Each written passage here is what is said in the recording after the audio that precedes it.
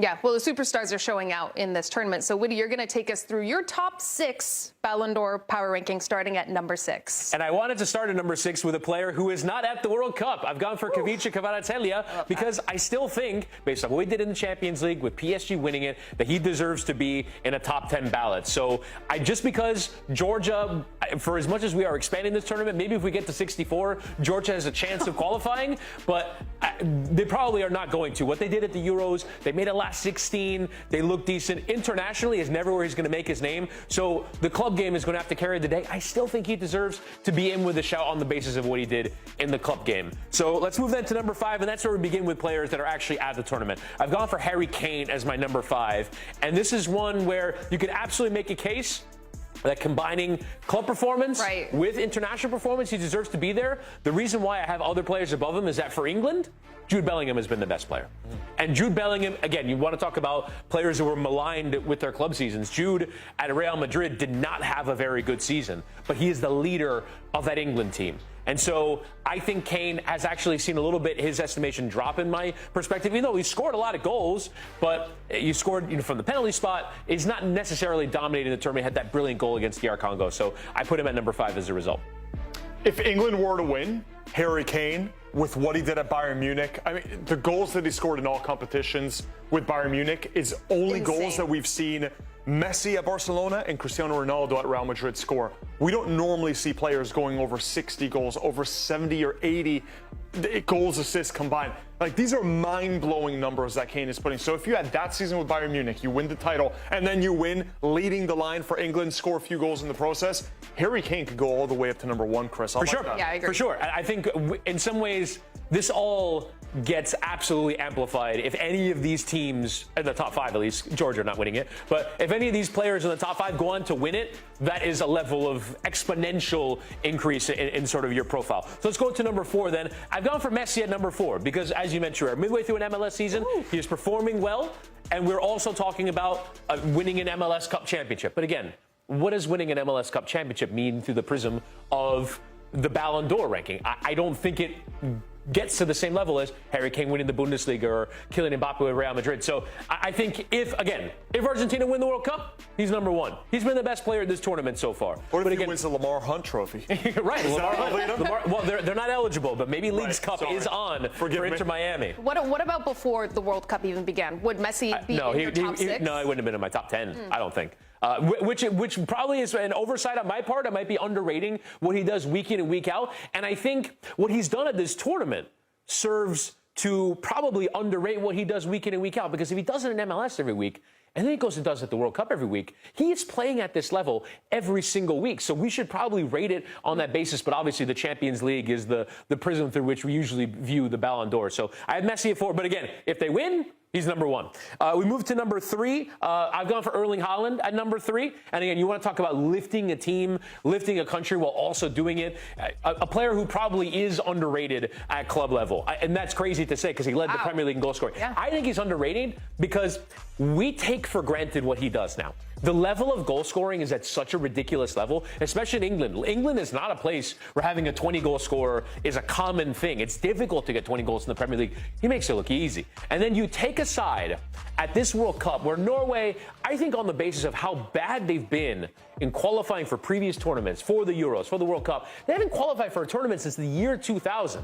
And yet here they are now with him leading the way, scoring that goal against Brazil, the biggest goal you could argue in the history of Norwegian football to get them to a quarterfinal. He's put this team on his shoulders. In the qualifiers, he had 16 goals in 8 matches. Wow. Those are not average of 2 goals per game is not normal. And it wasn't just against small teams. It was against Italy. Norway destroyed Italy. It's the reason why Italy are not at the World Cup. I love the Erling Haaland shout. It would be great. And I feel like he's been the big winner of the World Cup so far. He's hilarious on social media. People look at him and the they Viking see row this, is great. this phenotype of a Viking from thousands of years ago. I mean, everything about this guy at the World Cup is like blown up. I'm absolutely in love with the way he's playing. 1 touch, 1 goal. Love that simplicity. Star power. deserves to be there purely on the basis of getting the entire team to start the Viking row after Right. the game. It's a brilliant tradition. All right, number 2, and this is, I think, me balancing the club season more than the World Cup, is still Michael Olise. He was my number 1 coming into the tournament, and I still think he is playing well and has been central to what France do well this tournament. Doesn't quite have the level of goal scoring. We'll get to that with my number 1 in a second. But this, for me, is about what I watch every single week.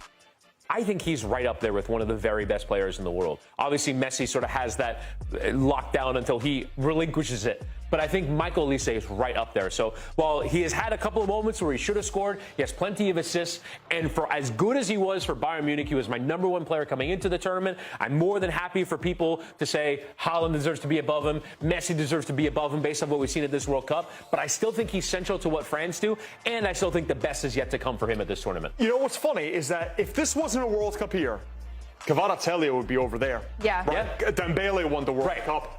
Won the Ballon d'Or after PSG won their Champions League. Now it's 2 Champions Leagues in a row. It just happens to fall in a World Cup year, and that's why, with the weight of the World Cup, we're seeing Kvara, who'd normally be 1 or 2, all the way at number 6. So you're really going with mostly the World Cup weight. Olise, though, he's starting for France. He's playing well for France. 5 assists, I think, so far. Yeah. He's been an assist machine in this new role where he's more of a number 10 for France. Yeah, I think the goal scoring is still to come. So I think this is like 60% club and 40% country, how I sort of have this balance. And then number 1 is Mbappe. Mbappe, I think coming into the tournament, I had ranked 8th. I had him 8th on my Ballon d'Or ballot. I was not a fan of what he did this season for Real Madrid. There was a reason. Fans know best. And when the fans are so out on you that there's the petition, there are the whistles, there is obviously all the issues. I think he took a vacation while he was dealing with an injury. There was this feeling that Real Madrid have gotten worse since he got there, which is shocking. But you see at this World Cup what he is capable of and what his ceiling is, and his ceiling is still right up there as very best player. And I think he's going to end this tournament on double-digit goals. I think they're going to continue to advance. And this is, for me, as much about my projection of France winning it all, winning the World Cup, Mbappe being the one leading the way. That's why I have him number 1. It's more of a projection than it is about what he's done so far in the totality of his resume. I'm frustrated with what we saw at club level, but you see a spark. You see an explosiveness when he plays for France that I don't see often enough for Real Madrid, but still, I think France are on their way to winning it, and he's on his way to winning this award. I think he has a new type of swagger with him, in this World Cup. Even this facial expression, where he's just kind of swearing off anybody that's doubted him, doubted the team. You can do whatever you want if you're Paraguay, Yeah. the entire nation of Paraguay. Exactly. We have some comments here.